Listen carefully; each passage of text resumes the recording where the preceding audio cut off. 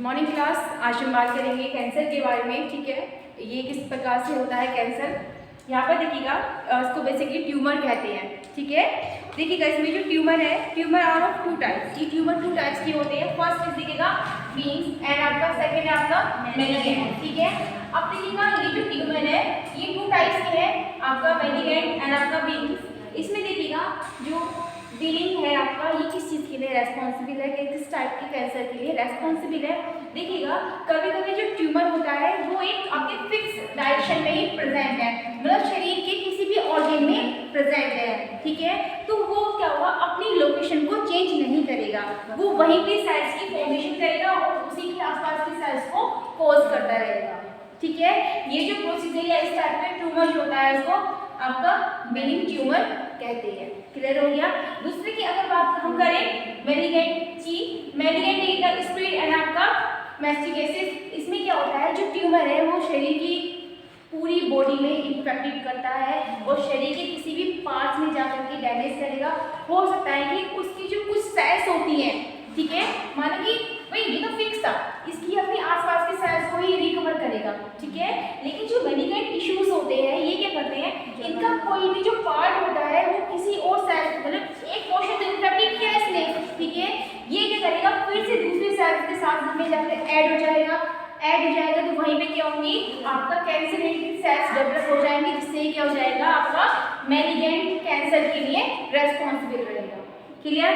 अब देखिएगा जो आपकी इसके लिए जो कॉजेज है देखिएगा, नॉर्मल सेल्स, ठीक है, आपका ट्रांसफॉर्मेशन इंड्यूस बाय, ठीक है, कैर्सिनोजीन्स। जो कैर्सिनोजीन्स है ये बेसिकली रेस्पॉन्सिबल होता है कैंसर को कॉज कराने के लिए। ठीक है, अब ये जो सेल्स हैं आपका कैंसरिस आपका नेफ्रोटिक सेल्स से क्या करती हैं, अटैच हो जाती हैं, या फिर कह सकते हैं कि जो नॉर्मल सेल्स हैं इस एंजाइम्स के द्वारा कॉज कराती हैं यहाँ की कैंसर सेल्स को। ठीक है, क्लियर हो गया। ये आपको कॉज कराती है कैंसर, याद रखिएगा। ठीक है, अब हम बात करें इसमें कैरियोजेनेसिस की, जो कि कॉज करता है किसको, कैंसर को। तो ये होता है आपका 3 टाइप्स का, मतलब जो कैंसर है वो डिफरेंट टाइप में किस प्रकार से कॉज कराता है, फिजिकल एजेंट्स के रूप में, केमिकल एजेंट्स के रूप में एंड आपका बायोलॉजिकल एजेंट्स के रूप में। ठीक है, अब देखिएगा जो फिजिकल एजेंट्स के रूप में आयोनाइजिंग आपका रेडिएशन, ठीक है, आयोनाइजिंग रेडिएशन के थ्रू, एक्स-रेज के थ्रू एंड गामा रेज के थ्रू क्या करती है, ये कैंसर को कॉज कराती है। क्लियर हो गया। अगर हम केमिकल्स की बात करें, केमिकल एजेंट की बात करें, तो केमिकल आपका कैर्सिनोजेन्स प्रेजेंट इन टोबैको स्मोक। जो केमिकल एजेंट है ये प्रेजेंट है आपका टोबैको स्मोक में। जो लोग स्मोक करते हैं बहुत ज़्यादा, और वो क्या करते हैं, आपको लंग्स कैंसर के लिए रेस्पॉन्सिबल होता है। ठीक है, अब क्वेश्चन क्या बनते हैं, देखिएगा क्वेश्चन क्या बनते हैं, विद फिजिकल, एक चीज तो नोट डाउन क्लास। देखिएगा इसमें जो कैंसर को कॉज कराने के लिए कितने टाइप्स के हैं, 2 टाइप्स के हैं। ठीक है, आपको कहेंगे कि फिक्स या परमानेंट जो कैंसर को कॉज कराने के रेस्पॉन्सिबल है वो मीनिंग है। ठीक है, मींस जो वन टाइप ऑफ टिश्यूज है वो मल्टीपल कॉपीज बना करके एक फिक्स पोजीशन पे क्या करते हैं, कैंसर के लिए टिश्यूज बनाना शुरू करते हैं। लेकिन उनका ही अदर क्वेश्चन क्या होता है, किसी भी अदर टिश्यू या सेल्स के साथ में इन होस्ट सेल्स जाकर के मिल जाता है, तो इस प्रकार की जो सेल्स होती है वो आपकी मेलिगेंट सेल्स, कैंसर सेल्स के लिए रेस्पॉन्सिबल होती है। ठीक है, जो नॉर्मल सेल्स होती है कैंसर को आपको क्या करती है, कॉज कराने के लिए जो एंजाइम रेस्पॉन्सिबल होता है वो आपका कैर्सिनोजेनेसिस रेस्पॉन्सिबल होता है। ये चीज क्लियर। नेक्स्ट पार्ट हम करते हैं आपका कैर्सिनोजेनेसिस, जो आपकी 3 टाइप्स की होती है, मींस किस टाइप से रेस्पॉन्सिबल होता है, ये कितने टाइप्स के आपके कैंसर होते हैं। 3 types, physical, chemical and biological. Physical की हमने बात कर ली है, आयोनाइजिंग रेडिएशन, ठीक है, आपकी गामा रेज है, एक्स-रेज है, ये क्या है आपका फिजिकल एजेंट के रूप में कैंसर को कॉज कराती है। क्लियर। केमिकल की बात करें हम, केमिकल एजेंट में देखिएगा टोबैको स्मोक। ये जो टोबैको स्मोक है बेटा, जो लोग स्मोकिंग करते हैं, ठीक है, लगातार स्मोकिंग करते रहते हैं, वो आपको कॉज कराता है लंग्स कैंसर। ठीक है, अब ये जो लंग्स कैंसर किसके अंदर आएगा, आपका केमिकल एजेंट के अंदर आएगा। तो ये कुछ बेसिक चीजें हैं, एक बहुत ही बेसिक सा टॉपिक है, ठीक है, कॉज कराने के लिए, कैंसर को कॉज कराने के लिए। लेकिन आपको क्या याद रखना है कि यूवी रेज जो कि किस टाइप के एजेंट के रूप में कैंसर को कॉज कराती है। ठीक है, टोबैको जो लंग्स कैंसर है वो किस एजेंट के रूप में आपका कॉज कराती है। ठीक है, नेक्स्ट आता है बायोलॉजिकल एजेंट्स। देखिएगा cancer causing virus called oncogenic virus, ठीक है।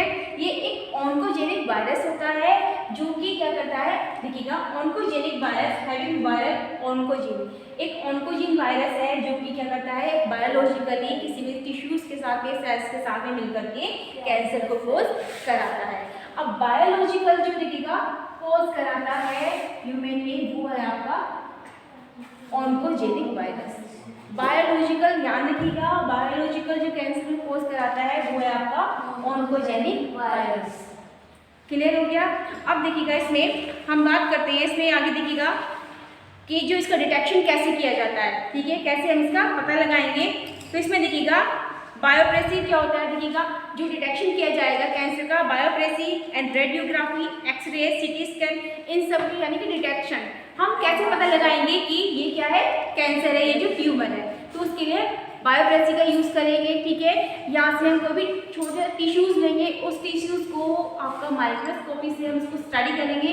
अगर वो टिश्यूज़ डिफरेंट टाइप की कैरियोलिसिस एंजाइम को रिलीज करती है, मतलब बहुत सारे दिखाई देंगे कि इससे लगातार टिश्यूज़ बन रहे हैं उस सेल्स में भी, तो इट्स मीन क्या है, वो कैंसर को कोज करा रही है, ठीक है। बायोप्रेसी आपका है। दूसरा हम बात कर सकते हैं सीटी स्कैन के थ्रू आप पता लगा सकते हैं। एंड कैसे पता लगा सकते हैं आप इसको, रेडियोग्राफी के थ्रू, क्लियर, ठीक है। और एक इसका और है आपका MRI, ठीक है। देखिएगा मैग्नेटिक आपका रेजोनेंस इमेजिंग, ठीक है, ये आप याद रखिएगा MRI का मैग्नेटिक आपका रेजोनेंस आपका इसमें है इमेजिंग, ठीक है। MRI इसका फुल फॉर्म है, क्योंकि वन वर्ड में MRI का इंपॉर्टेंट बहुत ज़्यादा है आपका, जो MRI का फुल फॉर्म है, क्लियर, ठीक है। या फिर जहाँ भी आपने लिखा हुआ उसको अंडरलाइन कर लीजिएगा, ठीक है। इसके बाद में इसका जो ट्रीटमेंट है वो किस तरीके से दिया जाता है, देखिएगा सर्जरी के थ्रू एंड कैसे आपका रेडिएशन थेरेपी से। दूसरा हम बात करते हैं इम्यूनोथेरेपी, ये सब क्या है आपका इसके ट्रीटमेंट है कैंसर के, क्लियर।